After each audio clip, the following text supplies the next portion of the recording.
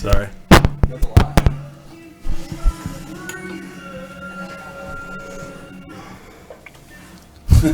Wow.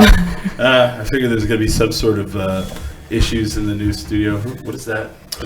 Brand new studio. Here we are. Oof. In lovely downtown Albuquerque. Actually, we couldn't say that at our old studio. Yeah. Is it coming through the TV? Yeah. Sound? I need to mute it real quick. There we go. There we go. There you go. I mean, it would do it feedback. some justice because we're like maybe like 3 blocks away from downtown, but now we are in actual downtown. It's one of those things where like, oh my god, like we can walk to the Launchpad drunkenly. I can walk Right. I can walk to Bosey Brothers. I can walk to Safe House. And it's Well, just- I always walk down here, so 3 blocks, 3 miles. Well, it's What's like one of those things is like basically like you say that, but also you're uphill. Also, you're a guy who walks a lot. Yeah. To say that you're downtown, but also as an uphill person, Oh, I'm definitely not a downtown person now. No. Sorry, I'm like doing all kinds of like.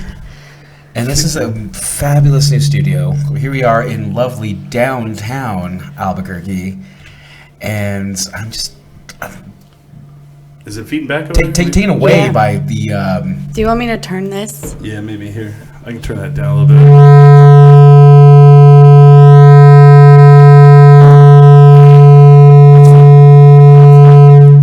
There we go. There we go. There we go. I got that It's fine. yeah, Everything's there you fine. go. Sorry, guys. Sorry. All new. I'm taken aback by this new studio. It's super nice. It is super nice. Let me pull all this down a little bit. You know, it's tough to test when you don't like have everybody here, so you don't know like what it's gonna do, you know. Yeah. And then drinking as well, you know. Well, that's always a thing we have to get over. Right. Let me make sure the audio's still coming through though. Like most of our live shows used to be. Okay, there we go. Cool. And so I'm taken aback too by the fact that Chris has, I'm guessing, a gallon of beer next to him. Is that a gallon? It's a liter. It's pretty close. It's pretty close. So I mean, It's a liter of beer. before we go on to before I talk about this glorious amount of beer that I have in my hand, I want to say we have in studio with us as well. We do have from Hollow Spirits. We have Chef Tristan Rogers with us, and there's an actual reason why he's here. I mean, he not only is he a world class chef, but yeah, well, you know, those are kind words. well, of course, man, you know, but I mean, you're also a former ghost hunter. Is that correct? Yes, I dabbled. I mean, I wouldn't say it was wow. I'm on a grand scale like all the other guys, but yes, I did dabble. And one of those things, like as far as ghost hunters go, like this is like our surrogate spooky 10 drink minimum that we do every year. Yeah, this is kind of our circuit. So let me get to the mug thing because you were asking about that, and so today's show is sponsored by Santa Fe Brewing because I went up there yesterday and I had emceed a gig, and they you know, they're always really good to us. You know, they've never treated us badly. They've always been really amazing, kind of how we feel everyone should always treat us, you know. And Nice. right, and you know, I'm not saying anybody hasn't, but I go to leave. So basically, they give me this mug, and they were like, "Here's this mug. You know, you fill that up as much as you want all day." So this is just to say, this took 3 12-ounce beers to fill. How hungover were you this morning? Not bad, because this is day drinking. So Oh. I had 3 of these yesterday. I had 3 of these yesterday, and I was pretty fucked up, not gonna lie. So then I go to leave, and they're like, well, what else do you want? And I was like, well, I want one of those Pepe Loco shirts, which I'm wearing. Mm-hmm. And then they're like, well, how much beer do you want? And I was like, I don't know. You know, because I don't, you know, I'm nice. I don't want to say anything. And they're like, well, do you have a car here? And I go, yeah. And they go, oh, how about 4 cases? Wow. I'm like, okay. You know? That is the appropriate answer. I guess. Okay. I guess, yes. I want 4 cases of beer. Yes. So basically, we have enough beer, hopefully for today's show, and then for next Sunday, hopefully. For tomorrow. For tomorrow. So okay. So we're not going to get into the Billy's last show until the second hour. I think that's probably not maybe think that's why the everybody- monitor's in the way, so I have to look him in the eye. The crazy thing is like I just watch like a lot of like Shark Tank, and I watch a lot of The Office. And you try to like try to give and take. It's like, well, I need 10 cases of beer. It's like, well, we're gonna give you 2. It's like, I need 4. That's fair. Well, I don't, I know, but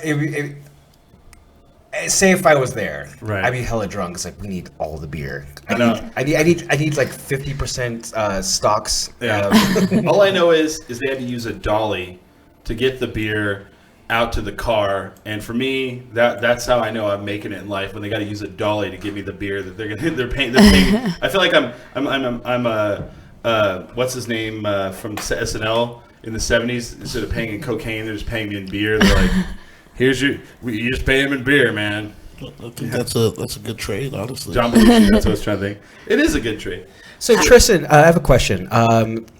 You as a chef, do you think, and also working for the distillery, and do you feel beer is a embellishment on the food that you eat? Or I'm sorry, you make. Like, what do you mean as far as? Okay, so say like you make the awesome freaking food. Yeah. Is there certain beers that you recommend for certain Right. for certain for certain foods? Yeah. Well, the great thing about beer is it can go with anything.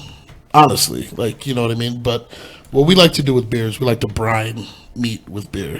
I like all those words you just said. I like to brine the meat. Well, so our carne asada that we serve on our tacos, we actually soak it in Santa Fe beer, Oh, and we also use I believe it's the elevated from La Cumbre, if I'm not mistaken. Ooh. So that is the asada for our beef tacos are actually soaked in beer. So you're soaking the taco in beer. All right. absolutely. Like the most thing I actually attribute to like cooking food with beer is like bratwurst, and you put a Bud Light in there. Chris, is that the recipe? I don't know. Not a Bud Light. It's not a Bud Light. So the recipe that I learned from my friends is you take a skillet and you saute butter and onions until they're just brown, and then you put the bratwurst in there, and you put the heaviest, darkest beer you can in there, and you boil the brats until there's no beer left. And it almost ruins the skillet. I mean, it's bad, but it makes the best brats I've ever eaten. I'm guessing in Clovis, it's probably a Budweiser, not a Bud Light. It's Bud Heavy. The I don't- darkest yeah, I don't- beer you can find. The darkest beer you can find is a The Bud darkest Heavy. beer. Have you ever done it that way, Chef? I mean, what's your way of making? I mean, brats? honestly, It's Oktoberfest. boiling them in beer is always good. I've never heard of boiling it to where all the beer evaporates. Oh yeah. I mean, But I mean, that's what we do with the onions. Like if we did, because we did a beer brat for a special during when United was playing all the time. So we would do that with the onions and just totally like boil them in the beer until they were completely evaporated and completely caramelized, which made for a nice sweet kind of hoppy taste to the beer brats that were already boiled in beer. So I mean, you can't go wrong. I mean, beer on beer on beer is never. Ray Basura's watching, and he said in Clovis they use gutter water. It's called what's the lake that's there? It's fuck. Oh God, I can't remember that Oh, I lake. can't- That lake is so nasty. It's so nasty and it overflows every time it rains. Every time it rains, it's just like you can't drive down the street next to it. Green Acres Lake. They use the water from Green Acres Lake to soak the beer in the brats. That just sounds amazingly Because disgusting. Chris, Yeah. you've known me as one to just enjoy his drink, wherever place you can get it. I am not accustomed to seasonal beers. All I know is you can only get like the what's the beer we like, the grapefruit one from Shiner From Shinerbach in the summer, and then I guess during the fall winter era you have like darker. what is that beer called? Ruby Redbird. Red. Shinerbird Ruby Redbird, amazing beer. And someone's gonna go, oh, they use food coloring for it. I don't care. I love it. It's fucking amazing. I thought you guys were talking about like a Stiegel or something. All I know is like when I go to a craft brewery, the beers get darker and they get hoppier. Is that fair to say? I mean, that's fair. Darker and hoppier? I'd Like say- both darker there's and light hoppier? beers. Yeah. I mean, this isn't, there's light beers. I mean, I'm drinking the Freestyle Pilsner from Santa Fe Brewing, by the way. I'm just kidding. We're We're all just like, okay, all right, All I'm Chris. saying is like when say the spring comes about, like Okay. you have some like birds singing, you're like actually having sex a lot. The beer gets lighter, and you have kind of like a more refreshing beer. Whereas in the winter months, it's like darker and like. I feel like I have sex more often in the winter months. Have we had this discussion before? What is I it? feel I like don't we think so. have. I feel like spring seems like I mean, is that the only time you're like getting Because it in, I mean, or- I feel like I get laid more in the winter because you're cold and you cuddle. I mean, that should be like Yeah, an it's every like week nesting, thing. man. I'm True. I'm talking about like. Like mating season Yeah, for like mating animals. season. Because Chris and I have had this conversation before about spring horniness. Spring and fall. Oh. It's like anytime the flowers bloom a little, there's like How easy it is to get laid in the spring it versus seems like it. Spring horniness. We need a study. We Is it need like to do a distract study. yourself from the pollen? I think. Well, I mean, it's just And Maybe. whereas you have Holly, where it's like, oh my god, like I'm downtown, it's really cold. Can I stay at your house? What is Yes. that- what is it called? Cuffing. Exactly. Where it's like people shack up just for the winter because it's cold. They're like, I don't really like this guy, but it's cold outside. Well, that's chunky guy season. Well, the thing is, it's like you probably had long distances to travel, and so it's like I don't want to like take my carriage back to my homestead. Here I'll stay here with you. in Brickenshire. I'm gonna Yeah. shack up here with you if you have, say, a room for me, sir. And then that's when they fuck. I get that. okay. And that's exactly what used to happen to me. It's like I live in the heights. I and so- can't make the trek. Can I just stay with you, kind sir? And things would happen, you know? Wow. Not anymore. Not anymore. No, I'm I mean, that, I'm you know, settled down now. That's nice. Well, did we? Okay.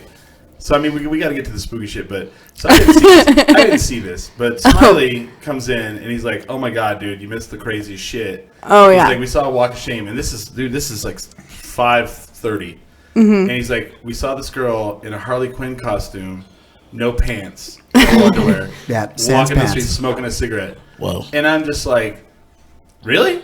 Like just I mean, it's that week. the walk of shame You know. now is called empowerment, Chris. Is it? Right? Well, I mean, but I can she get arrested for that? I mean, that's indecent exposure, right? I don't know, but apparently there were bits hanging out. Oh my God, guys! I can tell you right now, the new law in New Mexico, you can actually walk around Yes, topless. women right. can Oh, walk so around she's doing topless. it backwards. Yeah, She could She totally got have some britches on. confused. She should take that shirt off and wrap it around. Oh man. Oh, that's Oh, right, huh? Yep. She could have done that. If I saw her on the street, I'd be like, "Yes, girl, you get that." I'm here for it. Just let I the- would give her just some let the pants. ham wallet hang out as much as you can. They're asking if Smiley has a Bush beer. No. What are you drinking, Smiley?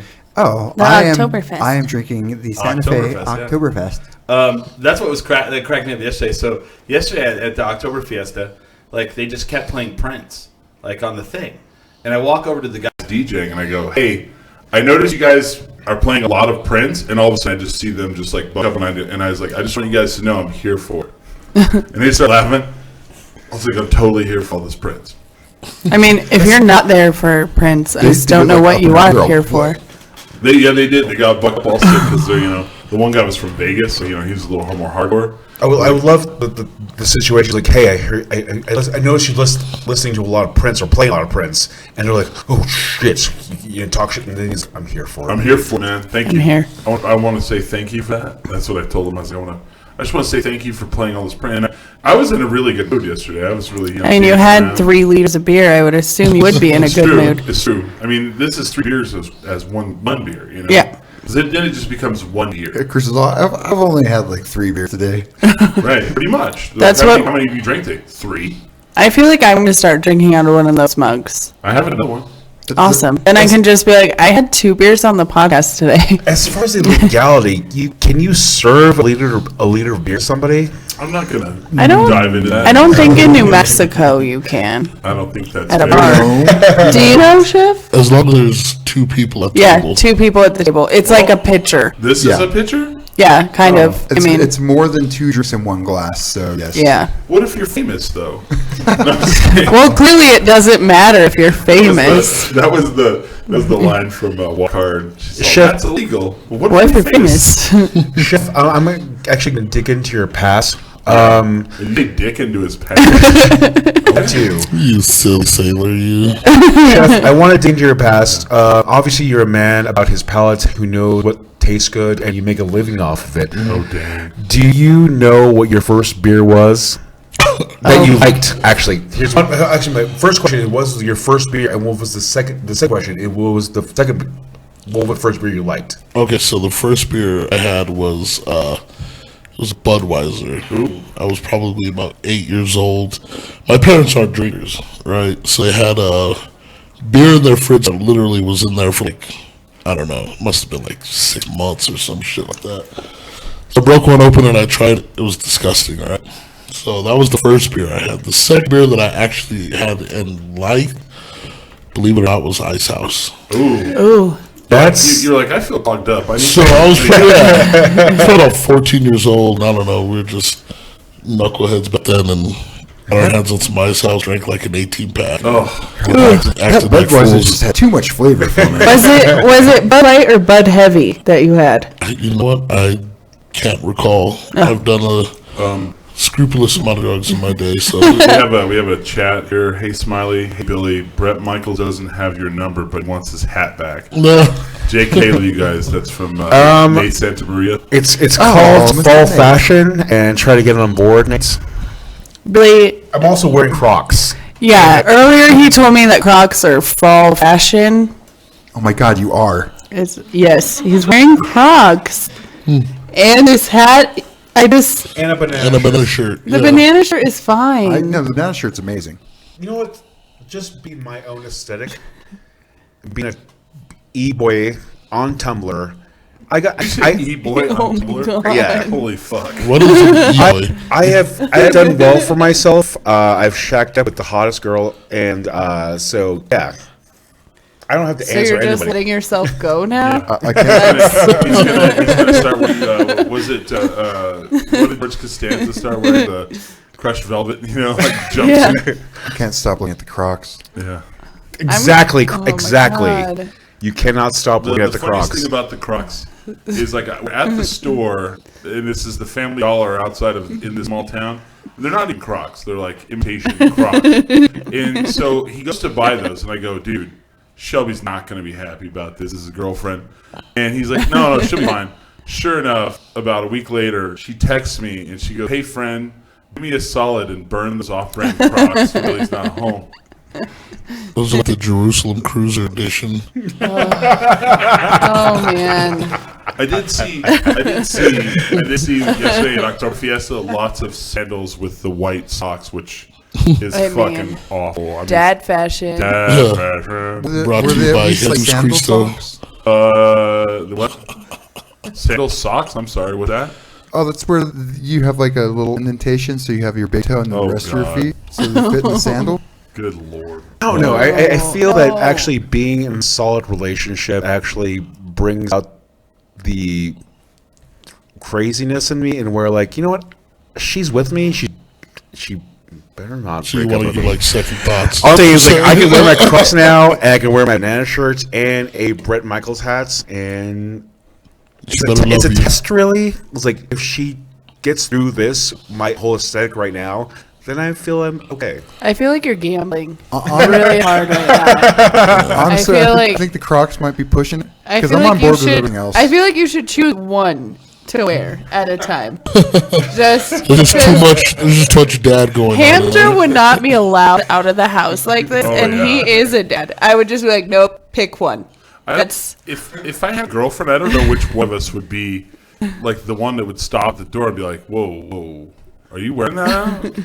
I don't know who would do that. My you know? girlfriend does that every single time I go out. Wait, hold on, just 1 second. Can we come here? I do this to my friend Alex. I'm like, "Oh, you wore this? Is this what you're wearing out?" She's like, "What? And I'm like, "Nothing." I had put my little foot down about Hamster's Indiana Jones hat. Oh boy. Can't. Here's a question. thank you. Was your Were your parents like that as a teenager? Yeah, well, there's a funny story. I one time had my grandpa drive me to the mall, and I bought a bunch of Hollister skirts, like the really, really, really, really short ones. And I was in band, so I would go to school at like 7 in the morning in sweatpants, and then I would change into these little tiny skirts. And my grandpa gave me a ride home from school, so he didn't know I wasn't allowed to wear them. But one day, my dad picked me up, and he was like, "I have clothes with price tags that are bigger than that. What the fuck is this?" Yeah. They took all my clothes. They like went to my room, took all my clothes. They took me to Goodwill, picked out my clothes, and I had to wear the clothes they picked for me for a Whoa. month. And one of the shirts was like a teddy bear, and it said, "My mom says I'm special." Oh my God. Oh man! Someone in the chat says you will be missed, Billy. We're saving that for the second hour. Let's keep the cries to the second Yeah, hour. we're Yeah. trying to keep it together. Trying to hold it together. If you're just joining in, we have Chef Tristan Rogers with us, A sad story. Holly. and It is a sad story. it will be. No, we were- that's Oh all. no, Sorry, having sorry. to wear that shirt. Sorry, I was I feel like That I is hope awful. you still have that shirt. I do somewhere. I also have a T-Rex shirt somewhere. Like that- T-Rex the band or T-Rex? No, Oh. it's like it's worse than Barney the dinosaur. It's gross. Just it looks like it has a disability of some sort. But my parents love that story so much. I'm I sure don't- they do. They're all, yes, I remember that. It was humiliating. Oh, Actually, God. chef, being a chef and just, you had to grow up with like a lot of just whatever kind of food. Well, he's not here to talk about chefing. I'm talking about what is your best poor food you can buy. Oh, Say you go like, was it a batch where like, oh, I had bologna and ramen and say like a little bit of chorizo you throw in there, and can you make poor food taste good? Can make anything taste good, sir. dang! In your face. True story. Is it called paprika? Is it Cumin? Is it cumin? Is that Human. Cumin is a staple, man. I mean, especially in New Mexico. But man, you know what I used to love growing up? What's My that? mom. So we didn't grow up like absolutely poor, right? But we were definitely like lower than middle class. But we did. My mom used to make this this chicken, cabbage, and rice, right? And she would literally boil the chicken with the cabbage, Oh wow! and then just slap it on rice. And it was like the fucking most amazing meal I ever eaten. Oh, damn. Like seriously, and she still makes it to this day. And it's like my favorite. And growing up, you're like, holy shit, this is amazing. And then like she's like, yeah, we're pretty poor, so Well, yeah, I mean, it's funny because like I said this yesterday. I was talking to these guys, and I was like, the two DJs that were at this thing, and I was like, "Where are you guys from?" And one guy goes, "I'm from Santa Fe," and the other guy goes, "I'm from Las Vegas, New Mexico." And I said, "Oh, okay." And I said to the guy from Santa Fe, I was like, "See, because I can't really understand Santa Fe, Las Vegas, New Mexico. I can understand." that's where I was born. And so the guy goes, and the guy got like offended. They're like, "What do you mean by that?" And I go, "Well, Las Vegas. I mean, I go poor and blue collar, and Las Vegas reminds me of that." And I said, "It's a great bar scene." Santa Fe is like super High wealthy. class, and, yeah. and he's like, and then one guy was like, "Well, not the south side of Santa Fe." And I was like, "Oh, whoa, do tell." True story. Is there a Is that- south side of is that- Santa Fe that's super like scary? Like more, No. more like us. No, it's More not. like It's not like that at all. Oh my God, they were out of lattes. Oh my god, they didn't have kale at the corner God. store, and What kind of kombucha they have? No, it's not like that at all. Actually, I grew up. I was actually born in Las Vegas, New Mexico. Lived there till I was 4. Moved out into Santa Fe. Moved to Santa Fe, and we used to live near the south side of Santa Fe. What's so dangerous about it? It's not dangerous. No. it's just not. It's not like other parts of Santa Fe. You know It's what not I mean? dangerous like Rio Rancho. I heard a story about Rio Rancho last night. It Oh, was yeah. crazy. So that some guy was like the Uber driver's driving us from Tractor, and he's like, yeah, man. He goes, I have to drive downtown around these kind of times. I feel safe, and I was like, right? Doesn't downtown actually feel safer anymore? And he's like, yeah. He goes, I was at a Halloween party in Rio Rancho last night, and a guy showed up with a real gun, and it was part of his costume, and they were like, you've got to leave. So he got pissed and just started shooting it, started firing it off in the air. And Well, I'm like, good. I was like, see? Rancho, hellhole. You got to be careful of all Halloween parties right now. There was a mass shooting in Texas yesterday at a Halloween house party. Oh, dang. Probably the same situation. I don't know. I heard somebody unload their clip last night when I went to bed. That's normal. That's normal. That's the you know, like when they go, all's well, go to bed in London. Here it's Pat, pat, pat, pat, pat. It was a 6 shot. all's well. Oh, it must be 12 a.m. Good night. Time to go to So sleep. chef, I hear stories like this is the Halloween edition. I mean, people are like, oh, do you guys do a Halloween show? This is about as Halloween as we get. So apparently, you used to be a ghost hunter. Yes. Okay. And no. But Okay. yes. Mostly yes. So, I mean, define ghost hunter. Actually, here's my question. Did you use like EVP machines, or like did you use like any type of you go into places that were known for being haunted and use like technology to try to Right. catch them? Yes. That's tight. That's a That's ghost a hunter. ghost hunter. Yeah, that's a ghost Oh, hunter. there we go. So what I- is I'm- it? What's the scariest thing you've seen? Yeah. Honestly, it was way before I even became a hunter. I don't see myself as a hunter. I just see myself as an idiot who just likes to go in and look for scary shit. Well, that's okay too. But We don't mean to label you.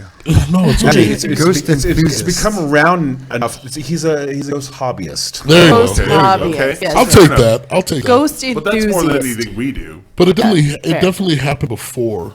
We lived in a house right when I graduated high school, and it happened to be an ex-girlfriend of mine. Like, and her family moved away. They let us rent the house, but she would tell us stories about the shit that was going on there. And I was a skeptic. I didn't really believe in that shit until we moved into that house, and it was definitely eye-opening. And totally changed my whole perspective of it. So I started kind of doubling in it and really taking an interest in researching and all that fun stuff. So It always takes something. it does. I had a house that ate my cat. What? What? Yeah, It ate your cat? it ate our cat. Our cat disappeared, and then we heard cat noises through the plaster walls. It's like the cat's not in the walls for 6 months after that. Oh wow. No crawl spaces. No cat disappeared, and our house just started making cat noises. And we're all, we need to leave.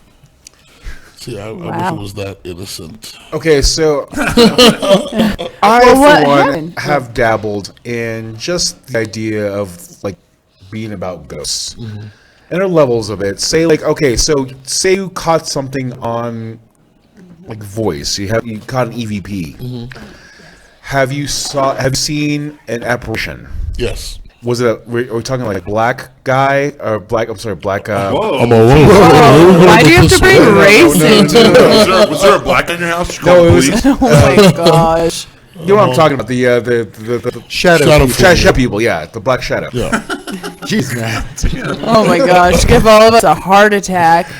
It's all right. I'm half black. You're good, dude. Was it a shadow person? No, it was not a shadow. Was it like a full on like? full on apparition? Was it a demon? No, Oh. it wasn't a demon. That's level 5. We're not there yet. Well, Well, there's different levels, obviously. So I always believe that, in my experiences, there's energy, there's hauntings, there's poltergeists, and then there's demonic instances. Then my top level is Indian culture, which is something that I'll never fuck with. Well, I'm sorry. What is this? Indian culture. So like the culture, like Native Americans. Oh, I immediately like went to India. I was like, what are you doing, man? That is something Crazy that video. I will never, ever, ever fuck with. Just that shit is just too. It's too And wacky. it's for me. crazy because like you have all these. It's a media thing where like you have these ghost hunting shows. They never fuck with the Southwest Indian culture. They won't like. Oh no. One show did. One show Skinwalkers did. and- One show did. Really? Yeah. Ghost Adventures actually Yes. came to Mexico and did and went hunting for skinwalkers. Okay, wait a minute. Is that the bro? they Is that bro one? survive? Is that the bro one? Is it the bro one? That's not Zach Baggins. No. Yes, Zach Is it Baggins, Zach Zach- Baggins? Zach Oh, I Baggins. hate Zach Baggins. Oh man, I hate him, but I can watch that shit all day. Oh, yeah. because it's so fucking. I like to bro-y. make fun of They- him. They walk in and like, all right, ghost. Is this the room where you cut your wrist? Is this where you died like a pussy? And you're just like, It's true. It is so true. It's super brilliant. I tortured Zach Baggins on Twitter until he blocked me. Really? That was my goal for a whole summer on Twitter, That is amazing. and he was really hurt. I hurt his feelings. See, like the thing, like with Ghost Adventures, it started off with like that one shot that they got. Yeah. With Yeah. the brick, With brick. flying across I the remember room. the brick. Yeah. And That was my like shit. their big break. And then after that, it was just kind of like I mean, you're not, I mean, being a ghost hunter and being on a show, you're not going to get a lot of shit. You're going to get a lot of EVPs and all that Right, shit, but they don't right. catch a lot of They'd have like shit apparitions. flying into the air, Yeah, and you know what I mean? or like they're walking through a room like, ooh, it's just really cold in here, and then like something would run by the window. Look at my hairs standing up on my arms. Like, I mean, you're just scared, bro. My Not gonna favorite. lie, I've watched like 8 hours of that. I would say Zach Bagans, though, is a very hot person. No. Zach Baggins. So my favorite moment of Zach Baggins was when he bought his museum and they were remodeling it and he tripped over a footstool and he was really concerned about his asthma. Yeah. That's I know I laughed at his asthma. because he brings it up every episode at least 4 times that he has asthma. And he was like, the dust and my asthma. And that's what made him block me. Is And it all, made fun I'll of him. say, like, Zach Bagans is a Ed Hardy conspiracy to sell them more shirts. He's like the only person buying Ed Hardy anymore. What is the one my mom watches? She watches the show and she fucking had it on, and of course I started watching it. Is it the one with the lady who draws things? Okay, so and maybe you guys know what this is. It's a woman who's a medium, Yes. and then a former A detective. Yeah, It's that's called the Dead one. Files. She describes it to the profiler and he Yes. draws it. Yeah. Dead I like Files. that one. Dead, Dead Files. Files. I like that one It's because fucking amazing. It's I like great. that one because they do investigation, like he does like a formal kind of detective investigation, which corroborates what she actually sees. Yeah. which is nuts because I mean they're always It's spot kind on. of fucking scary. They did one here too. Actually, I was when I was the executive sous chef over at Embassy Suites. That dude was staying in our hotel. Oh, wow. Yeah, and I tried. He's a total douche, though, man. Oh. Honestly, like I saw it, I was like, "Hey, man, like a huge fan." He's like, "Oh yeah, cool, man. Please don't look me in the eyes. I'm gonna go to the bathroom and we'll take a picture." And I'm like, "All right." So I'm standing in the same fucking spot, right? So it's not like he was, "Oh, I came back, you weren't there." Dude just straight walked out of the fucking door. See, that's why I hate the Undertaker. Right there, Douchebag. douchebag. I'm like a big. I just said like one of your biggest fans, dude. That's what the Undertaker did to me. Really? When I was 12 years old as a kid, I was a little kid.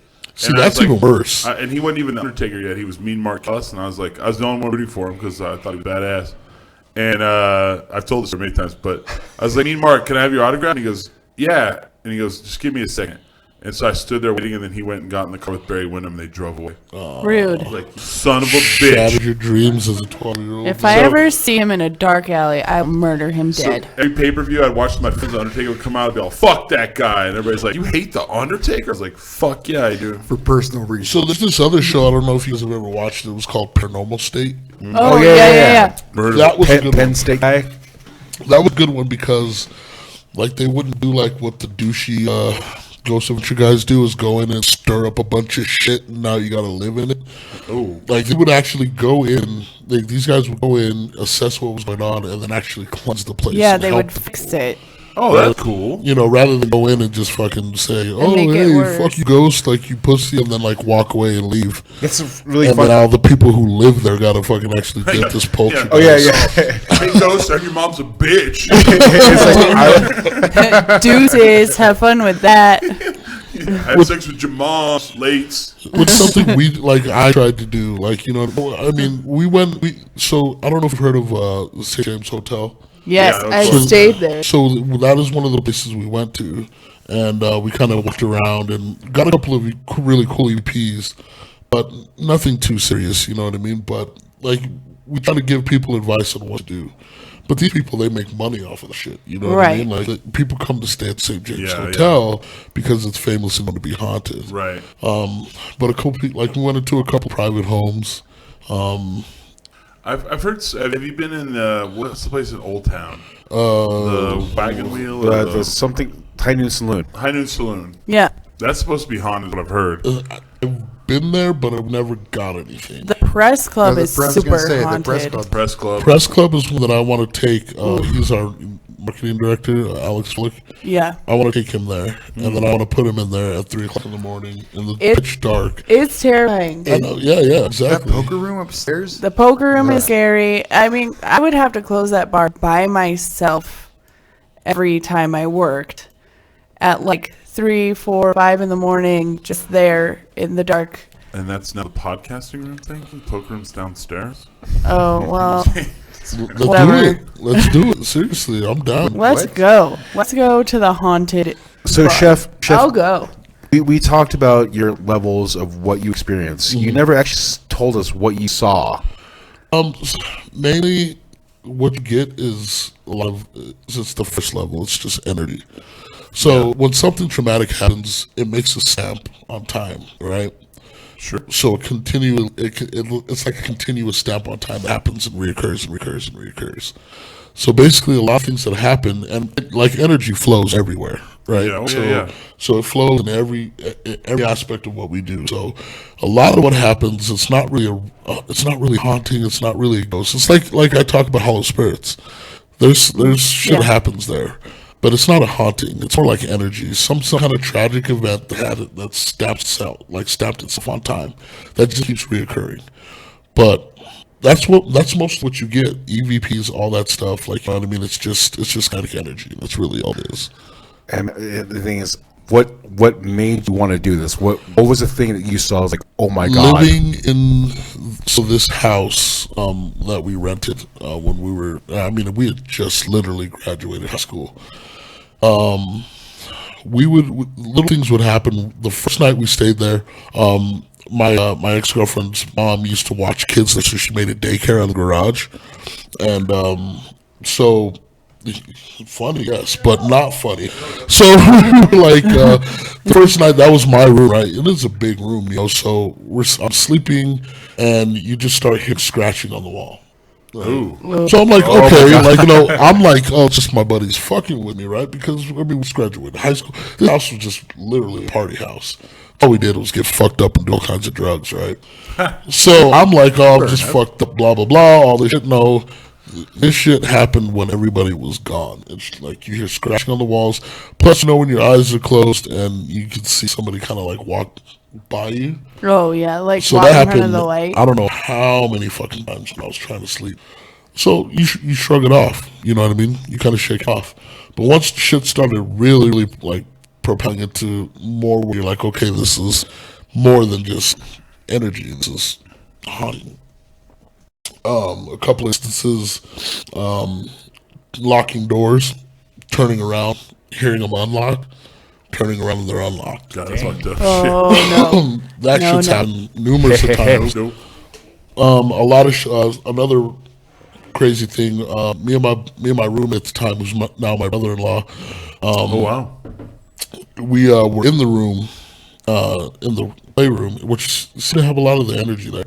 But we had a chair just like this, the one I'm sitting on, in there.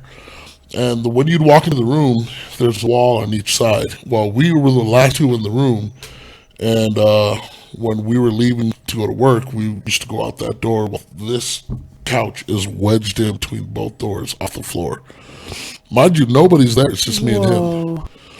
So that was strange. And then Strange. what really Just a little bit weird. what really tipped it off is, so me, my roommate, and a really good friend of ours are in his room, and we're kind of, you know, doing what kids do and smoking, you know, some marijuana. Crystal meth. Oh, Whippets. No, not crystal meth. A little bit of We weren't that hardcore, but we're getting a little high, and the doorbell rings. So I get up, I go look at, answer the door, nobody's there.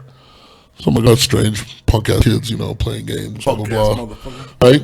So I close the door, and the front door is in front of our sunroom, which has double doors. One's closed, one's open.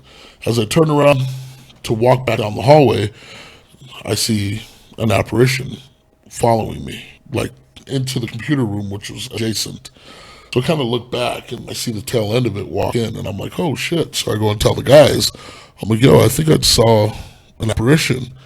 I'm like, what, really? And I'm like, yeah. So as we're talking about it, in our bathroom, everything that's on the counter just gets thrown off into the floor. I mean, Oh, like full on I mean, guys. full on, like everything that's on our counters thrown off of the counter. Yeah. Which is strange is that we all had just finished cleaning, so we had just mopped those floors. Did you go? Way to go, Ghost! Just clean this room, Right. dick. But the thing is, we ran in there, and there's 2 footprints, like clear as day, like somebody had been walking in mud. Oh damn! And the strides were long enough. My buddy's 6'2", and they're longer than his stride. Clear as day, in the middle of the bathroom floor. Damn. Wow. So freaked out, right? So we're like, holy shit, this is crazy. That'd be about the time I moved. So, you think, right? So we go into the kitchen and we're just kind of freaking out, blah, blah, blah, like all this shit. Like, what are we going to do? What are we going to do? Well, we had this, like, little bar area, and it had really, really heavy chairs, like, made out of wood. Thing picks up and throws itself across the room. Holy. No joke. And there's 3 of us in the room, mind you. 3 of us threw itself across the room. That's when we ran out of the house. But that right there is what like got me interested. I was like, okay, this is really cool. Let's go and fucking find this shit and try to make sense of it, though, right? I mean, Hella girls. I mean, yeah. so that's what interested me. That's what got me into it. So we tell my dad all the shit, which freaks me out about my Like, dad. yeah, Right? bullshit. No. Oh, he's Wrong. he's big into it. So my dad goes to the house, walks into every room, leaves, like without saying a word. About 2 days later, we saw nothing else. Nothing else happened. Oh, what did he do? I have no clue. He won't tell us. Oh, Oh, wow. did you have a shaman?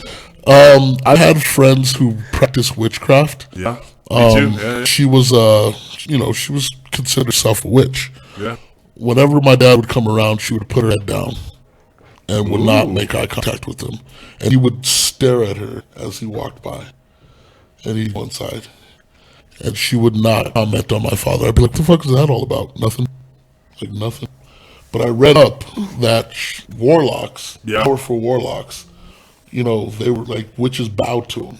Yeah, well. They would never look them in the eye, blah, blah, all that shit. So, yeah. My mom. So what you're saying? Oh, sorry. Oh, go for it. So what you're saying I'm here? always saying they're Chris downtown. I don't make eye contact with Chris. Right, yeah, we're not allowed to look him in the eye. What you're saying here is that your dad might be a warlock. What I'm saying is my dad is a very, very intimidating man.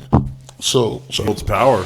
So whenever my dad walks into a room, it's like he kind of commands that power, that respect. Like nobody really messes with my dad. Interesting. Yeah, and you can tell when he walks into a room. It's just That's good. That's awesome. So my mom is pretty powerful as well. So she is. Yeah, She's she is. Yeah, she is. She's really. She pretty much told me my shit. I was like, Yeah. you're right. How do you do this? She's into the occult, and growing up, she would we would do Ouija stuff. We watched horror films, and she would be like, "Yeah, that's not really accurate." And then she can do tarot readings. She doesn't even need tarot cards. She can do it playing cards, nice. and she'll nail you. Like I've had so many friends come over there, and she'll start throwing out cards, and then she'll start talking about her life. And it'll freak them the fuck out. She did it with me without even using cards. Right. And she got everything. I need to tell Debbie that she got everything right. And it is so weird. It's fucking eerie, right? So the funny thing is, we were having this conversation. What was it? I'm gonna say a couple days ago. So we were at Hollow Spirits, and we're kind of in the office area. We're just like, it was me, Frank, Teen, Joe, who helps us out in the back, and Alex. Alex. Oh, no, Yeah. Alex. Yeah. Super fucking skeptic. Oh, that's Yeah, bullshit. he There's a doesn't believe scientific anything. reason for everything. So we're telling him some of the stories, and I'm like, okay, well, give me your scientific reason on how this shit happens. Well, you can't. You know what I mean?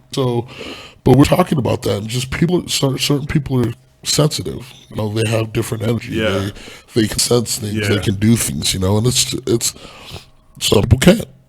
It doesn't mean that it's not true. It doesn't mean that it And doesn't also, exist. especially the thing is there's also places Right. that are charged. Like there's different. Like we'll walk into a place, and you're like, oh, there's something here. There's something here in this place that is not normal. there's I don't know how to explain it. I don't know how to explain it because Chris, everyone talks about this. I have never felt that. So okay, for example, Everyone else does though. you go to like New Orleans, you go down to like Bourbon Street or Decatur or whatever, and you walk around in those areas, and it's super old, and there's just a static charge in the air, and you're just like, oh, that's interesting. I mean, and maybe you don't feel it, but I feel it. And if you go to I don't know, there's just definitely places that are definitely more. I personally feel that everyone can feel it, Yeah. but it takes a certain knack to shut it out. Sure. Yeah. I would love to tell the 10-drink minimum paranormal experience we had at Blackbird Oh, Bouvet. go for it. Yeah. Imagine us, Chris and I, downtown.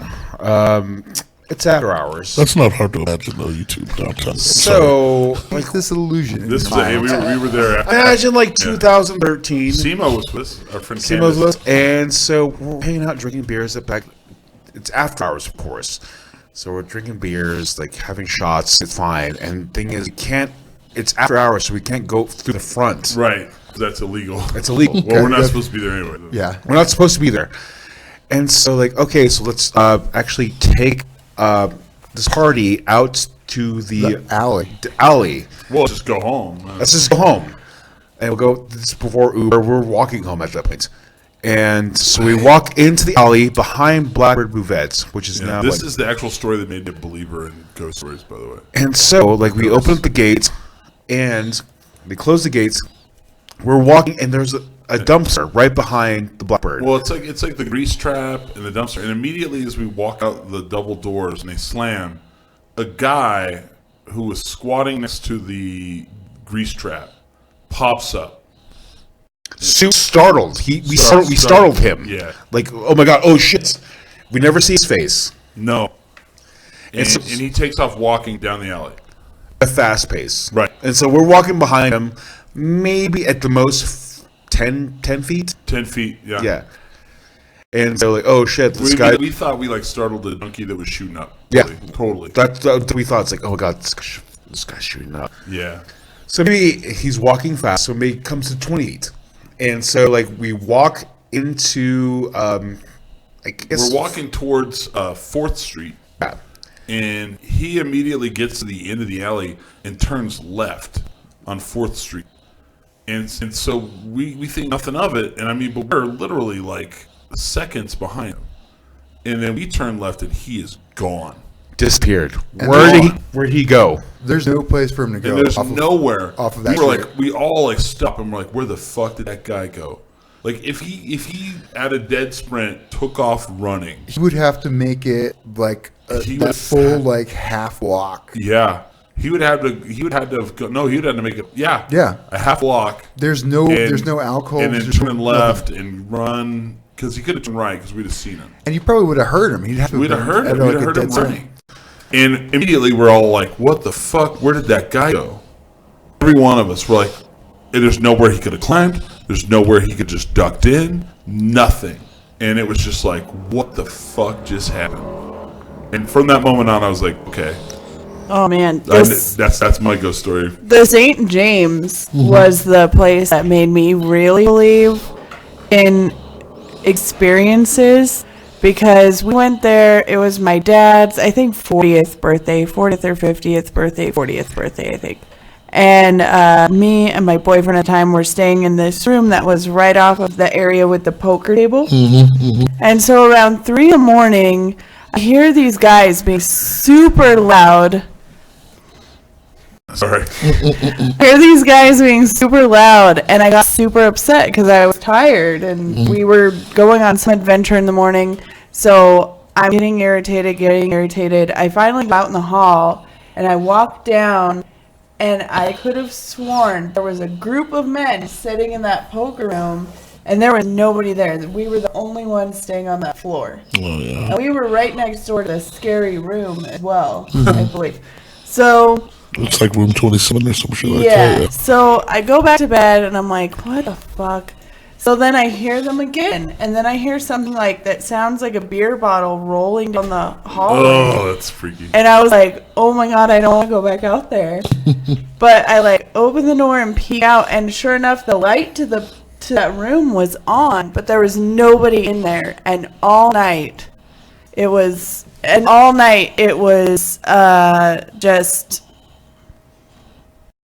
that all night. Well, so these experiences that I had, I mean, the last time I could say I was really scared was at that point when we were living in that house. But there was one instance where we went to it was a friend of a friend's house. Who was experiencing some things. We just wanted to go in and just kind of see and kind of, you know what I mean, try to make her feel good about the fact that she wasn't going crazy. So I think it was me and God, it was a buddy of mine who I worked with.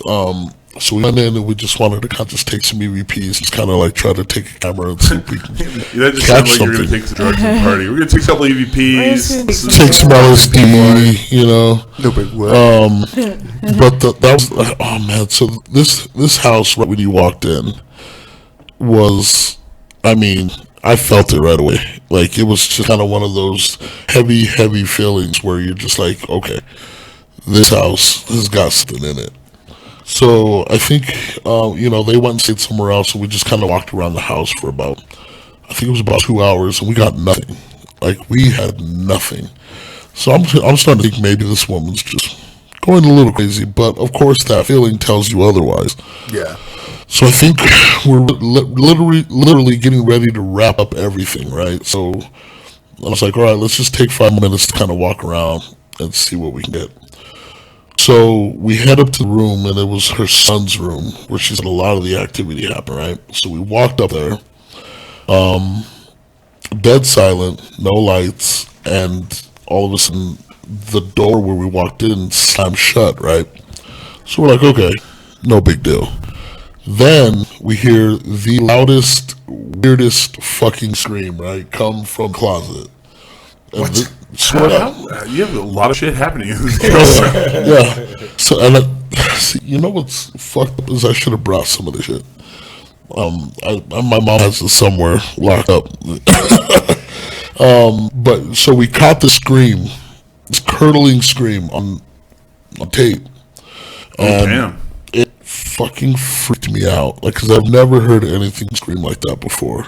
And whether it was ghost or demonic, I've never been that scared in my life. Like someone strangling a Not even chicken. strangling, no, dude.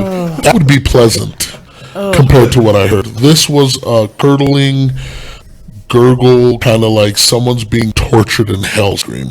Oh gosh. Yeah.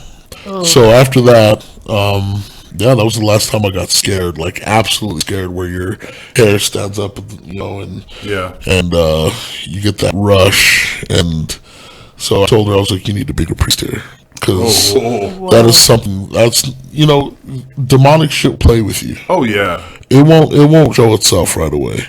And I know that from experience, because so all my mom's side of the family, they're all ministers and they're all preachers, they're all pastors, and they've pulled shit out of people before. And this thing, like demonic shit, will fuck with you until it breaks you down, and then it can take you over. So that's exactly what this thing was doing to this woman. This woman looked like she'd been taking drugs. She was tired. She was frustrated. She was scared, and she was scared for her child, which was the craziest thing about it, which makes it even hit closer to home. But I told her to bring a priest in right away, and I don't like following up on all that shit. She thanked us. She was fine afterwards. Like, whatever Nice. the priest came in and did, it worked. It helped. She's doing a lot better, and we still talk every once in a while. But So is that your biggest piece of advice to people who are experiencing things, is to call a professional to come in?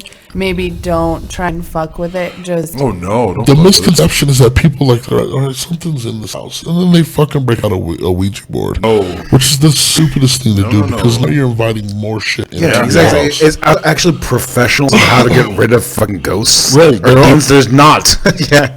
No, there's professionals out there that can do it. Yeah. Shaman, witch doctors, and especially if And it's priests. like priests. That's that's dependent on if it's demonic or not, but they still have to go through a process if it's demonic. You know what I mean? Like to perform an exorcism on a house, they have to go through the Vatican. Well, The Exorcist is actually based on a true story, but it wasn't a girl; it was a boy. It was a boy. Yep. Yeah. And possession and demonic, like don't get it. Don't Hollywood it. Don't make Hollywood. Nope. Like it's not like that. It's way more like conniving and fucking like evil. It's not fucking vomit spitting everywhere and your head turning around in circles. It's not like that. It's mischievous.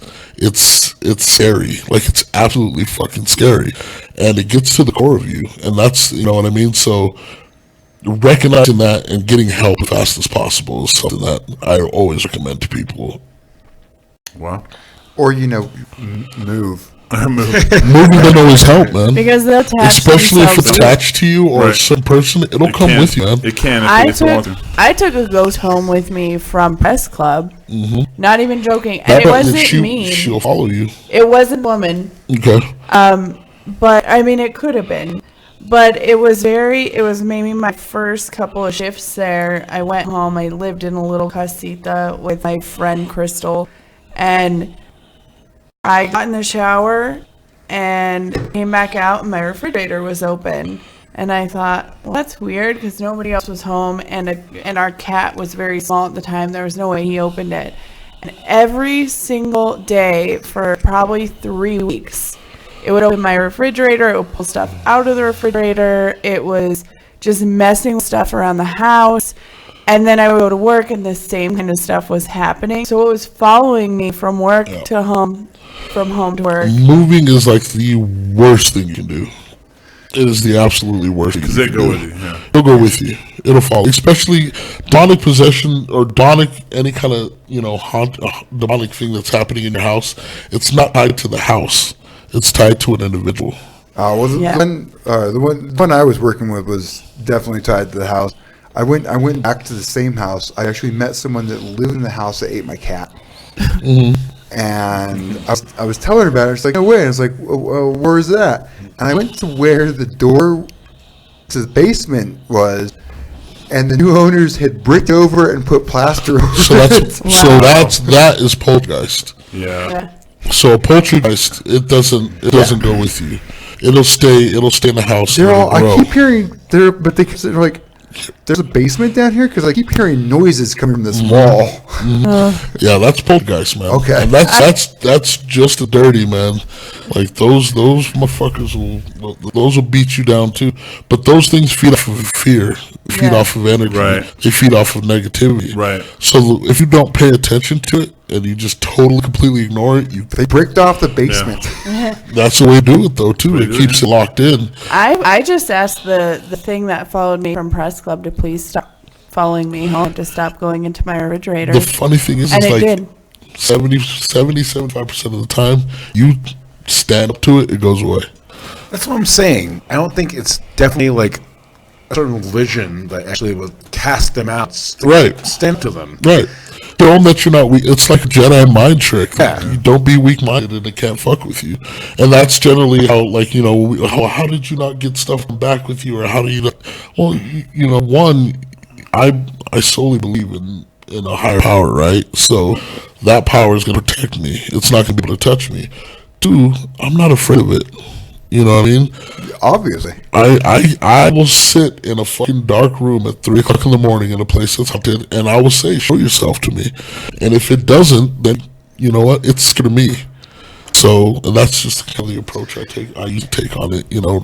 Very little scares me. That's kind of the thing. Like, if you took some meek person and put him in that room, all the ghosts would show up. Right. Strong-minded person in that room, they're not going to show They up. feed on that shit. Yeah. They feed on it, and it's absolutely true. Like it's a crazy thing. It's insane. All right. Well, we're right there. We'll take a stop because we're a little over where we usually stop at for the break. At the Tender Medium Spooky episode. Spectacular. Spooktacular. I'm getting chills. I want to, thank Chef for coming on. You're going to stick around for the second hour? Yeah, I All might right, stick cool. around. Yeah. So, for the Comfortable. second hour, I want to tease something. I mean, it's the elephant in the room. It's Billy's last show today. As a host, As a host, I'll be a guest yeah, soon. yeah. And I got to point something out. So, hearing that that's the story, Ming Chen from Comic Book Men reached out to me, and he was just like, "So Billy's not gonna be on the show anymore?" And he was like, "I was like, no." And he's like, "Well, you can use Skype," and he's like, he just went off on this whole thing on how to use Skype and how to connect it and how to use it, and he's really into like us Skyping you in to shows, which may be a thing, in the future. I'd be down. Yeah. And I just thought it was really amazing that he was just like, he went off on quite the tutorial in the text messaging. So he's excited to see you return. Via Skype. Yeah, and I think we'll do that. Now that we've kind of upped the ante. We kind of screen. We could do. That's more late for me in the East Coast. It's Right. gonna be like 8:00, which is my bedtime. Oh, shut the fuck up. Hey, he's rocking the dad costume, man. His bedtime's going to be 9 p.m. now. Shit. I'm gonna wear my Crocs and my banana shirts Crocs. and my Michael's hats. Jerusalem Cruisers, bro. Jerusalem Got Cruisers. pants on, dude. Right. So, I'm gonna go around. I mean, who's got something to promote? Holly? I have my open mic tomorrow, like I do every Monday. But now it's down in Founders. Last week our password was "When the fuck did we get ice cream?" Yeah. I think this week our password is going to involve the word vagina. Nice. It is what it is. Brandon and Royal kind Yeah. of do that for us. The first show they turned against this poor political comedian. I mean, he was terrible, by the way. Oh my god! But everybody talked so much shit when he left. Oh my god! It was. It's a lot of fun down there. It's cozy. It's amazing, yeah. The drinks are good. Yeah. So I will be there. And then December 28th, I will be doing my recording of album, and it'll be my last raunchy show. I'm What? still gonna be dirty, but I'm retiring my horrible, filthy, disgusting material. Can I say nasty? Nasty. Steve. Why are you so nasty? It's so nasty. Billy, I don't think you have anything to promote. Actually, I have to promote something. It's called Nothing because my band broke up. All my bands broke up as recently as yesterday, What? and I'm kind of just this guy floating. So you don't in- even play music anymore? No, I'll put out a couple records. I think you've got one more show left in you. Come on. I don't think so. Come on. With that, I'm going to promote November 1st is Billy's Going Away show at Moonlight Lounge. And it's crazy. Come out if you want to see Billy play music. I, Because he doesn't play music. I did not agree to any of this. All I'm saying is If it takes a cattle prod, we'll make I a don't. dance. What if you have no choice? it's fair. What if the right people walk in the door? If I sing Dua Lipa's Electricity, then I'll do that. Let me ask you this: If I sing Taylor Swift, if I'll sing that. if the right people from your past walk through that door, are you going to go up on stage? Maybe. It's hard to say. I don't know, man. I feel like that's All a I know yes. is I've washed myself clean of my Albuquerque music. What if someone drove a long way just to play with you? Long way. Okay, well, we'll see what happens. I don't Okay. know what you're talking about. Well, you don't.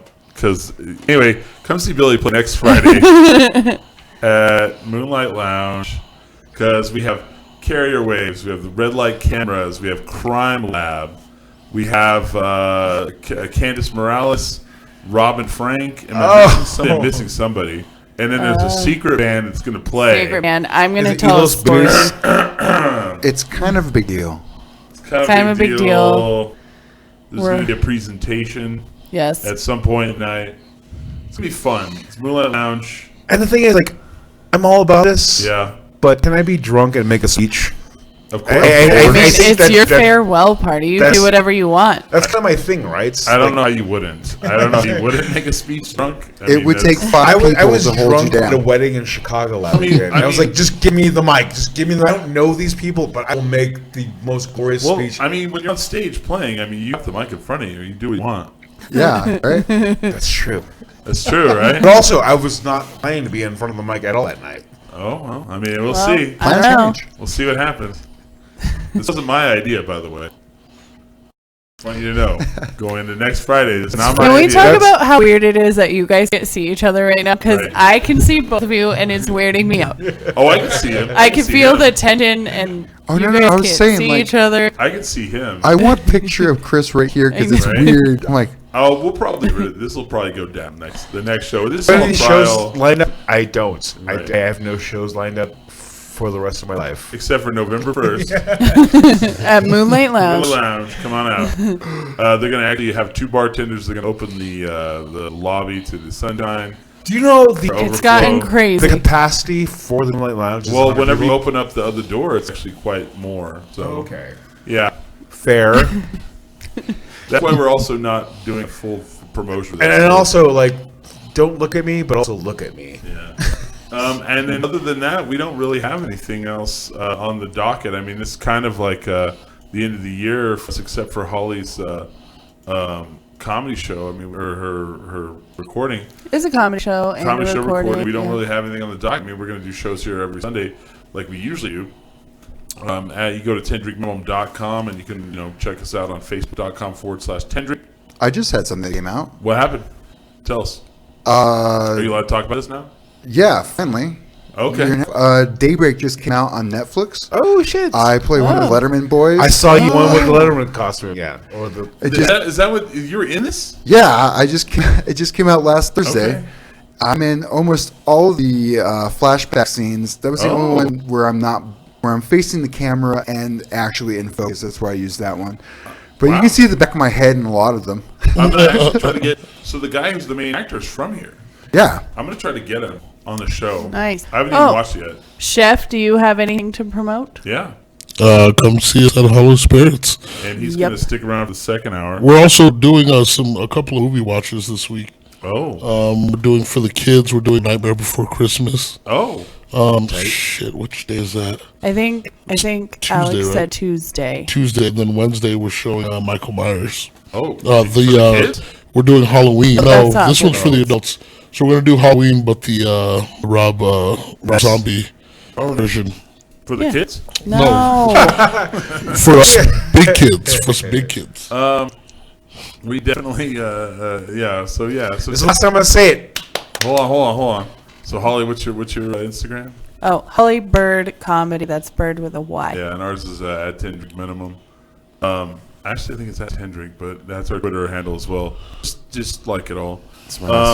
We definitely drink when we do the show, and you should as well. But always remember, never get too drunk to jerk. 10drinkminimum.com.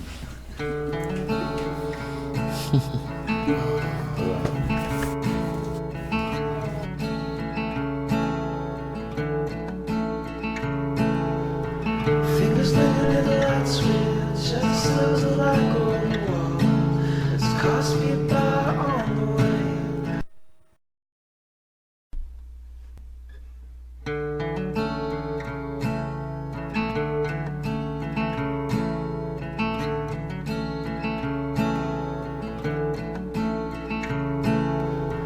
Fingers living in the light switch, just slows a light going wall. It's cost me a bar on the way to someplace you are as you lay your head.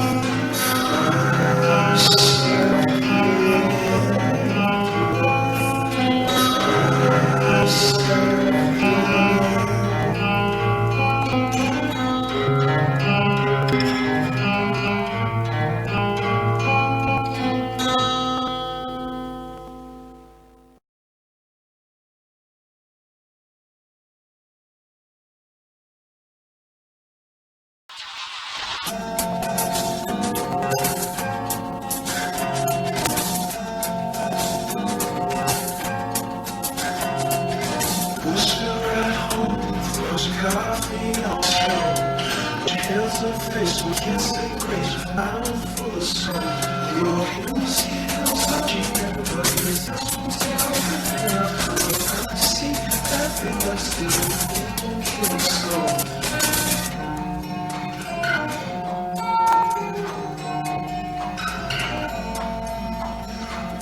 Seeking for some fun, please, please say you'll come and forgive me for what I've done.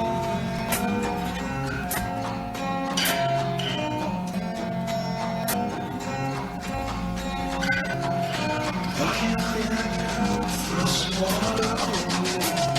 Wash your hands of face when you kiss the face, I'm full of you. See how sunshine waves down.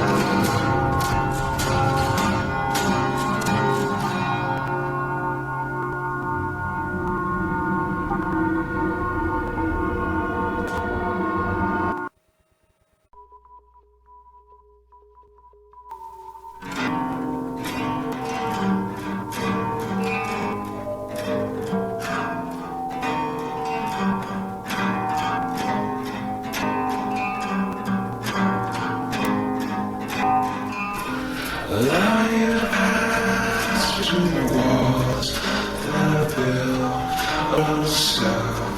I'm caught punishment beyond the wall. Yet it goes unnoticed, lucky souls at mine as you see the stars come together.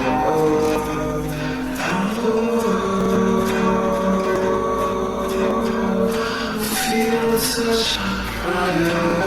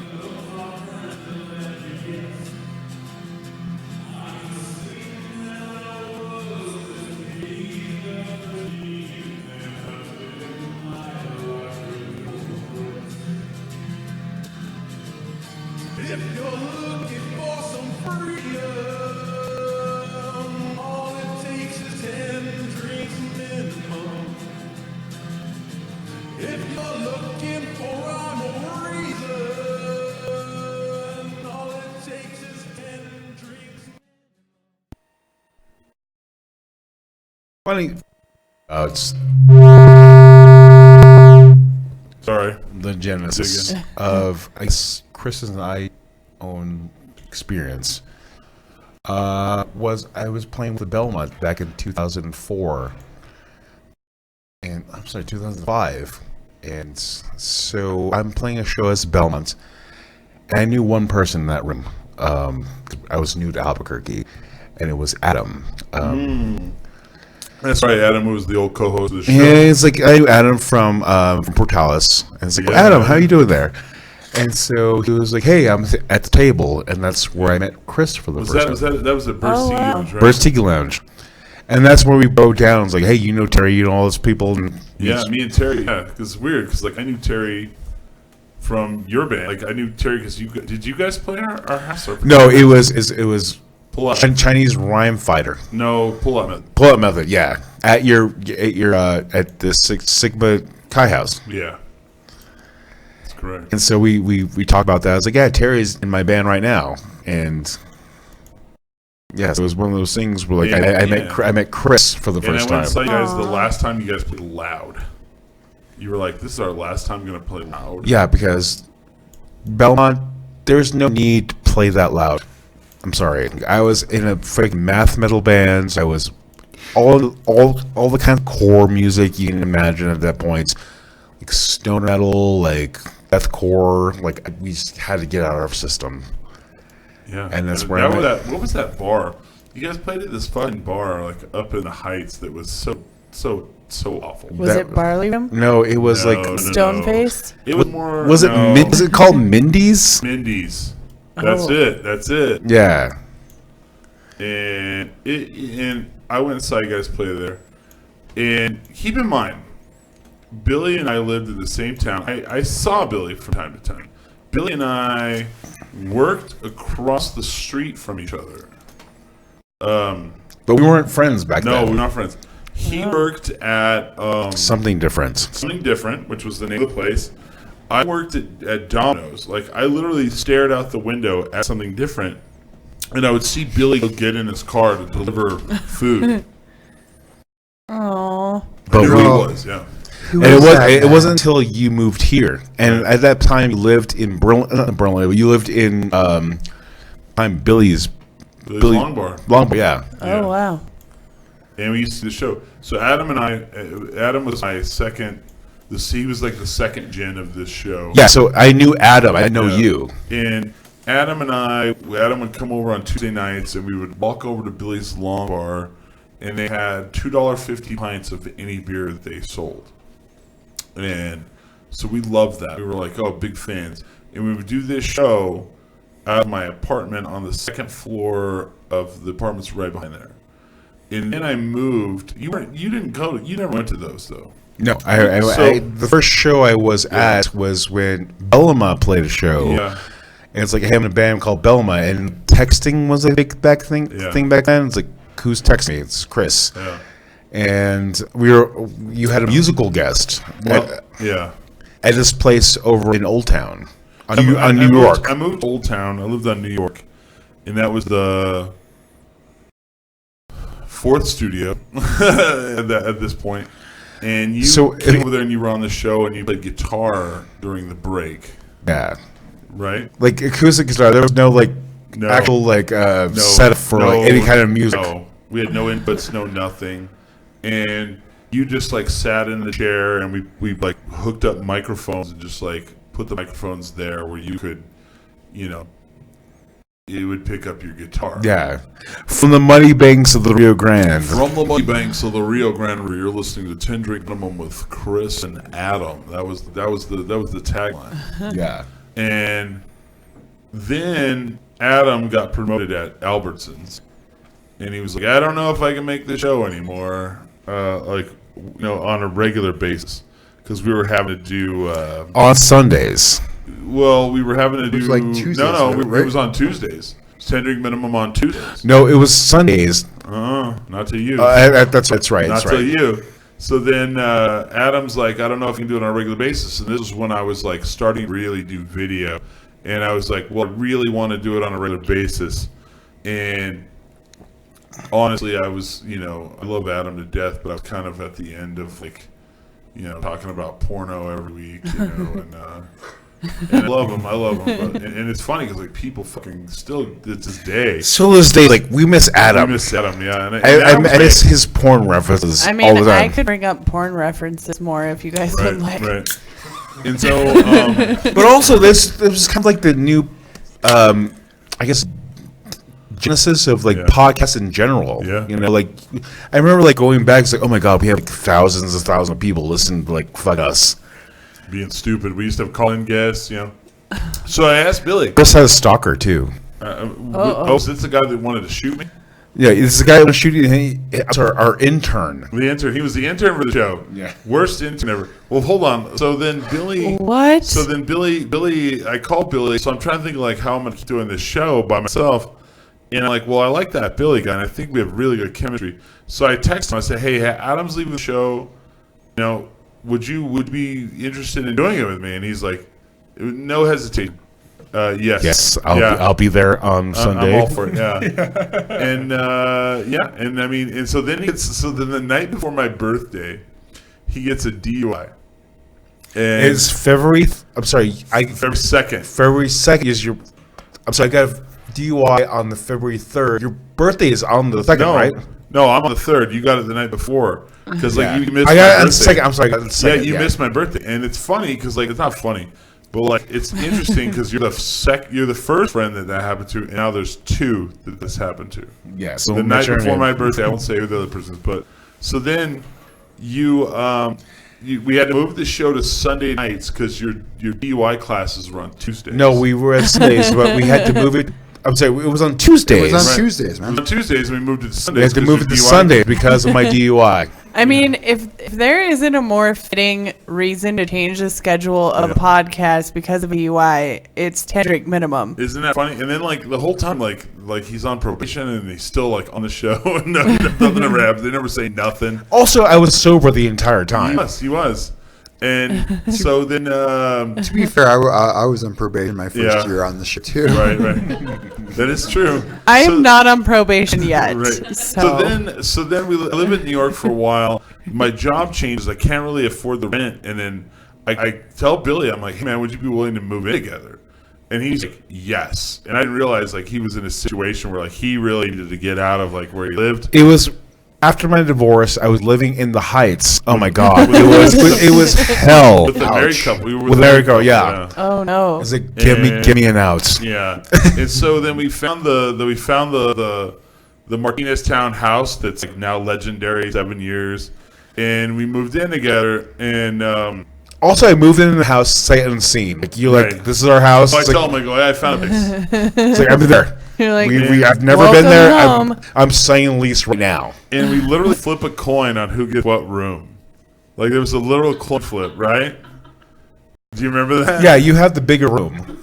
You have the nice room. I've lived in the smaller room for the that one last the fucking coin year. flip? Yeah, it was because You of coin can't flip. see Chris's face, That but I seems- feel that's like I feel like Chris knew he was gonna get that big room. I had no idea. Well, he went with the coin toss. I won the That's coin pretty fair. toss. That's literally what happened. I mean, people are like, well, how'd you get a bigger room? We flipped the coin. Tendrick Nation, have you ever saw the house and Yeah. see how big Chris's room is versus Yeah. my room? It's like this size. Size of this place.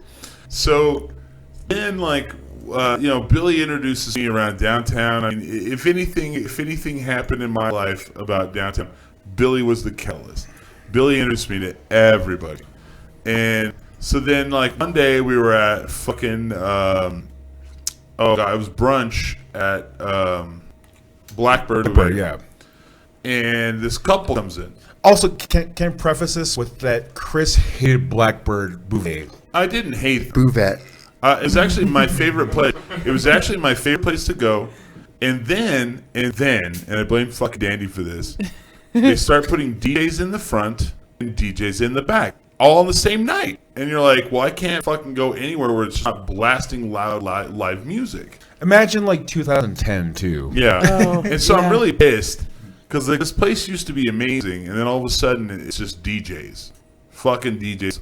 Like there's a DJ in the front. Well, let's go out on the patio. Nope, there's one outside. What the fuck, you know? Also, So- these two D-Macs seem to not even realize that I was bartending there. I do not remember you at Blackbird. So then Sorry. after the DJ era of Blackbird, so we're there for the brunch, and in walks this couple, and I'm like, that is a very attractive couple. They are both attractive people, and they go sit down, and Billy goes, "Oh shit, I know them. That's Tiffany and that's Smiley." And so we go over, and he introduces me, and we sit down, and we hang out, and like I'm thinking, like, man, they look like the White Stripes, you know? And it literally they Oh, did, knowing both of them, yeah, they they kind did, of. and they did that for Christmas apparently. Christmas, Halloween. Halloween. Sorry, Christmas on the You know, regular people Christmas, Halloween. And so one night we're like partying at our Martinez Town house, and we're drunk, and we invite people because we used to like just drink on the porch and like hang out. No, And- it was a long time after hours. Like Right. we partied downtown, and I say, hey, all of us are going down to Martinez Town, and that's what happened. So Billy and I we're like there partying, and like James is there, and James, I've never seen him do this since, but he does this weird thing with his fucking legs where he can like turn them completely sideways, like his feet completely sideways, Oh, nearly backwards, like a nearly grasshopper. backwards, and walk. And so I'm just like blown away. I'm drunk late at night, and I'm just talking to him, and he's like, "Yeah, man." He's like, "Got a 2-year degree in this. We've got a 2-year degree in this. I got a 2-year degree in this." And in my mind, I'm like, we're about to start these shows at the Art Bar, and I'm trying to figure out how I'm going to produce the show and be a talk show host up on stage. And I've come to the determination, like, this isn't going to work. And so then I'm like, I meet this guy, and I'm like, well, this guy seems pretty, he's got fucking 3 2-year degrees. He seems pretty swift. I'm like, hey, man, how hard do you think you can, you use a computer in your life? He's like, oh, yeah, man. He's like, I do graphic design. I'm like, well, perfect.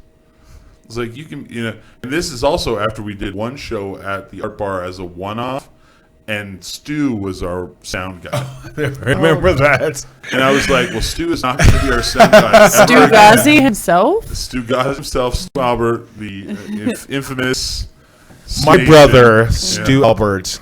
And so I'm like, you know what? I'm going to talk to this guy about it and see if he's smart enough to do it. And he was. How long how long was the setup time for you to show me how to do the show? Less than an hour. I showed him how to do everything. Are you got playing it. Morrissey right now, Chris, on your phone? I was trying to figure out why it wasn't the video in there. So it's there. Okay. So we teach Miley, and we did a year at the Art Bar, but like A year. Every Sunday, Every we'd Sunday. pack up our shits and go and get free beer and Yeah. free fucking barbecue. free beer, free barbecue. We made a lot of friends Ooh, in that barbecue. day. A lot of enemies. I made a lot of enemies. Billy didn't make an enemy. Billy doesn't make enemies. I'm just kind of like a But background. man, but Speaking of haunted places, Art Bar. wow. Yes. I'm sorry, One Dive, whatever the fuck you want to call it, whatever it is this year. So, so Smiley is like our sound guy, and one day, like, we go to set up, and I'm like, well, we got another mic. I brought extra mic stand and a microphone, and he's like, I like, should we just set up and let Smiley talk? And he's like, I don't know, yeah. And that was like the end. I mean, after that, he was just like he was like the off-air producer, you know. He was the Robin of our. Yeah. And then I mean, prefer to think of it as the Doc Everson to your Carson and sure, yeah. and Ed McMahon. And the crazy thing is I mean, we went through a lot of we interviewed some of the best guests we've ever interviewed, Those Art Bar days had best guests. and then like there was times where like I thought we were gonna fucking have to lock the doors, just we were gonna have a riot busting through the front door, like when there was the shooting where they shot the white guy up in the fucking Heights, the homeless guy.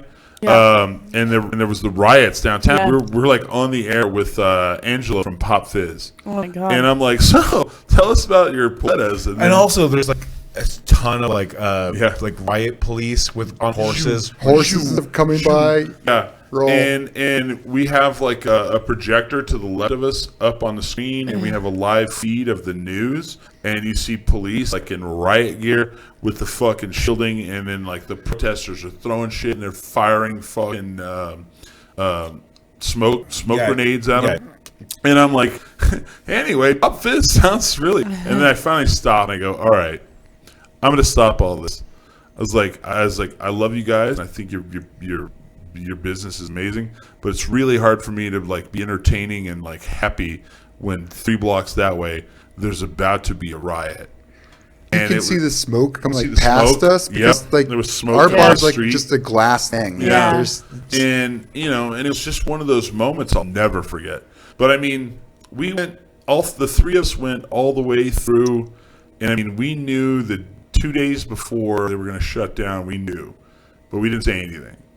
And we had poor Shaston. She shows up, and we're just like we're gonna milk the shit out of this. We're like, everybody, this is the last night. Shaston's bartending, and we're like, she just like loads up like 20 drinks down the bar, and we just get fucked up. Do you remember that? I remember. yeah. Wow. Fuck yeah. Actually, I don't remember that. All right. It's one of those nights you don't remember, but you'll never forget. Yeah. So then we moved back to our old studio, and no, we moved to Blackbird, and there's not a single show recorded from there. Nothing usable from there. We did like 4 episodes because they closed down, and it got to the point everybody's like, "Oh, you guys closed business down," but they were closing up before we even got there, and their PA was not the best. And I remember I was doing sound there, Yeah. and it wasn't good enough for me to understand how to do the levels because I couldn't hear anything. Couldn't hear anything, yeah. So I actually had Marty We had on the Marty was texting me on the phone. He's all, Billy needs to go up. Is that good enough? Yeah. Because I couldn't hear anything. yeah, I'm we like, couldn't hear anything. That sounds better. We had Raven Chacon on that show. One Yeah. time. So I couldn't even hear you. Ultra over the other- famous, Yeah. See, like Raven Chacon. Like if people don't know who he is, Google him. And yeah, right. And we're like, yeah, and that doesn't exist. And so like I'm like yelling over people. Yeah, And it was just like I can't hear you, I can't hear him, and What's funny is we had some really good shows there too, like really good guests. yeah. And there was a constant hum all the way through shit. So it was so bad to this day. I have my own PA, and we have our own monitors because of that. So what you're bullshit. saying is I came in at a really good time. Right. We did all the fucked up shit for you. Yeah, we jumped a bunch of hurdles. We moved. So Billy, Smiley, and I moved back into the Martinstown studio, and we're super happy. Love it. But everywhere we go, wow. So Blackbird closed down. Our bar closed down. What are you guys gonna do now? Like just like defeated. Like you poor. Like, huh? And I'd be like, well, we're back in our studio. Oh. Like it was a bad thing. Yeah, like poor us. You know, you guys really failed, shut down, and we're just like happy because like the internet works. This is great. My mom's not gonna text me and go. we It's, did it's a full year at the art bar, and Yeah. that show was amazing. I'm Yeah. sorry, like all the guests we had was Yeah. awesome. but my mom would like texting me while I'm on stage. That's Frozen. Yeah, Frozen. Good And, old like, Debbie. And I'm like, nothing I can do about it. I'm sitting there texting while I'm like on the air. if you haven't noticed, I'm on stage. I'm on stage, and really, it'd be like if you're playing music and someone texts you while playing music. Sounds weird. Funny offshoot about our show, our student at our bar. Like I had a brunch show that I would host. every week. That's right. I had Russell Pyle. I had, forgot about I had that. Perry Pacru. I had like Yeah. You had a Uh, spin-off? a He did? spin-off show every Sunday morning at 11 a.m. Sunday. So at 10 a.m. at our bar, they would have Yeah. yoga kind of thing, whatever like We double drunk rich people Sundays. like to do. And then at 11 o'clock, I would host a, I guess like a showcase. Yeah, Ben would play that. that's right. Wow. There was all kinds of people that played that. I remember that. Everyone thing. played that show. Like, everyone you know who is anyone played that show. This At sounds like a 11 o'clock, Nashville thing. Everybody played that show, man. It was like the fucking. It was like the. Elvis Presley, Albuquerque, you know. I would say the best performance out of the art bar show was Meredith Wild Oh, that was when we were actually on stage. and so. Sage Harrington. Oh shit! Yeah. And I guess eating like gummy worms. So and the playback. It doesn't. You make it sound so bad. It is not. I have that audio. It does not sound that The bad. audio is so great. Those is. two together is amazing. That was When the first Sage time they ever- Harrington and Meredith Wild are playing on our show. For Christmas. For Christmas, They did yeah. it- yeah, Christmas songs. And they never played together. And then after that, they played together all the time. Oh man. See, we'll have to do that again this year. It's And a that- 10-day minimum Christmas. That's something I used to do too. I used to bring gummy bears It's his fault. every week, This motherfucker. and well, everyone liked them, and No, it was like, Why don't we have gummy bears? What is this bullshit? Because Because- killing them on the mic. Oh, got That's it. the reason why. that's the reason why. Billy yelled. He like chewed us out. He was like, "That was a fucking amazing performance," and it's just fucking chewing gummy bears. Everyone's like, have you said The gummy bears made Emily happy though. They're all cool little gummy bears. Christmas? It's the most amazing performance of the greatest songwriters in Right. Albuquerque, and all of us are like in the background. Well, don't chew on mic. Just Yeah. it's not But, going to burst straight into the microphone. Which is why we don't have gummy bears on show now. Right. It's true. It's, I stopped bringing them in. So then we moved back to the studio there. I mean, you know, it was really funny because we did a bunch of shows, a string of shows, where we were this, you know, back there, and I was just like, man, I just fucking really love being in my own comfort zone and, you know, being able to control the internet. I mean, we would run like a 50-foot Ethernet cable across the art bar because, you know, they were like, oh, we have Comcast, and then we didn't realize But also, it it's like Ghosts. 10 megs. fucking sucked. And ghosts, just like Ghosts. I remember we used to keep all our equipment in the attic. in the attic. We could climb up. Yeah. The freaking ghosts. Yeah, with the ghosts. So we moved back to our studio, and then I tell Billy one day, I just wake up one day, and I'm like, all right, man, here's what I'm going to do. I'm willing to do 5 live shows out a year, and that's the max. And that was the dumbest thing I could have ever fucking said.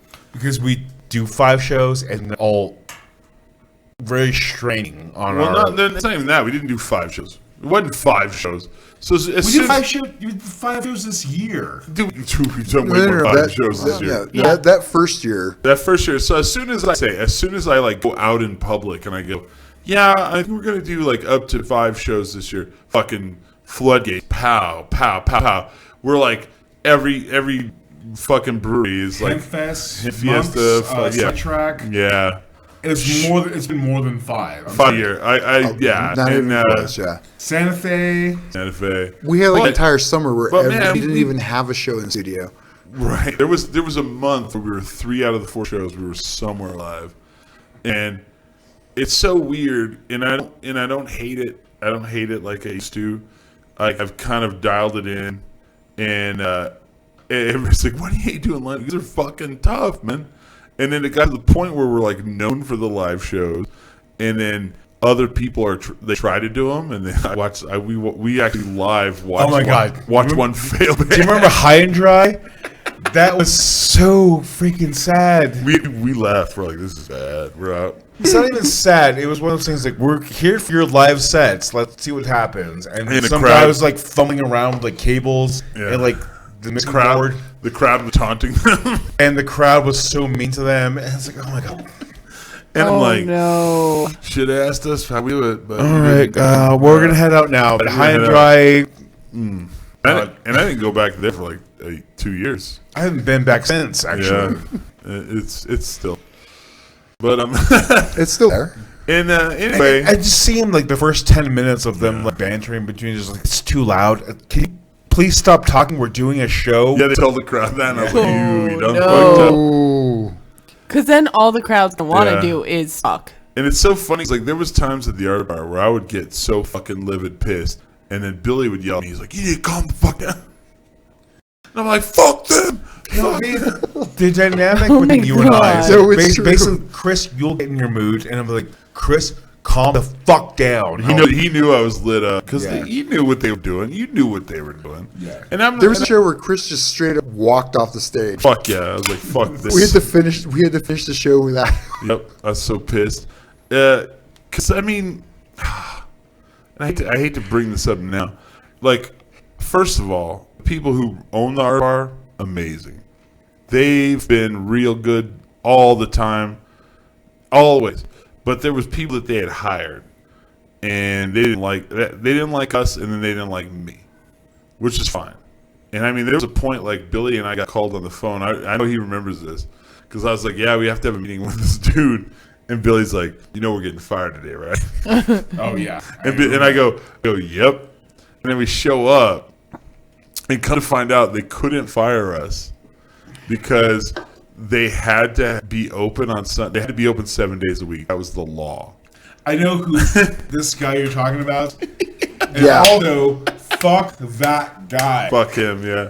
So I second that. we found out because like we show up and we think like, he's gonna sit down. He's like, "Hey man, this ain't working out for us. We're not gonna do it anymore." That's what I'm expecting. And he just goes, "Hey, Sunday night's been kind of slow, and so we're only gonna be open like when you're doing your show." And I'm like, "For 2 hours?" And he's like, "Yep." And come to find out, what had happened was like he was like, told the boss, "We're going to fire these guys." And they're like, "No, you're not." And they're like, "First of all, we have to be open 7 days a week because of our deal with, the license." Yeah. And you're not. So then he had to eat crow and basically say where they were to be open only when we were doing a show. This dude was out for us. So first and He foremost, was out for us. here's how I knew he was out for us. Everybody's like, "Oh, conspiracy theory." No. He would book bands at 5 o'clock on a Sunday. Who the fuck goes to watch bands at 5 o'clock on a Sunday? Our show was at 8 o'clock. So we would, go to get there at 7 to set up because it took this shit takes about an hour to set up. Yeah. And the band would still be on stage. Then they would just walk off stage and start hugging their friends and family and taking pictures. And I would just start moving their shit off stage. Totally. Well, we had to. I had to, man. I was like, man, I gotta be on at fucking 8 o'clock. Or they would watch the football playoffs right before our show. And also, So- this guy you're talking about, fuck him. Off camera, I will tell you about all Again, this tell guy. you. I second that. And he would show the football playoffs. I mean, what am I gonna do? Walk in and be like, "Sorry guys, can't watch the end of your game or your fucking team." I mean, we would have got murdered. Right. I feel like I'm getting a history lesson of Hendrink Yeah. You are. right now. You are, because Billy's leaving. So And is the baton being passed? We have to get you caught up. if you think that you think there's drama with you, I mean, we had some dude. I almost fought this guy a couple times. He hasn't even gotten into our previous co-hosts. Right. Well, Oh, that was Tommy. we're talking about Tommy, yeah. Tommy. I almost got in a fight with Tommy. I got in a fight with Tommy on air. Yeah. And then Billy's friends had that was the best episode This I've is heard. awesome. His friends from work, he's like, "You guys should watch our show." And it was one that Billy wasn't there, and me and Tommy get in a fight on the air. And his friends were like, Because "That you were show is talking good." so Like much, yelling so at much each shit other? about Detroit. Fuck yeah, Like I'm all, yelling "Fuck at each other? Detroit.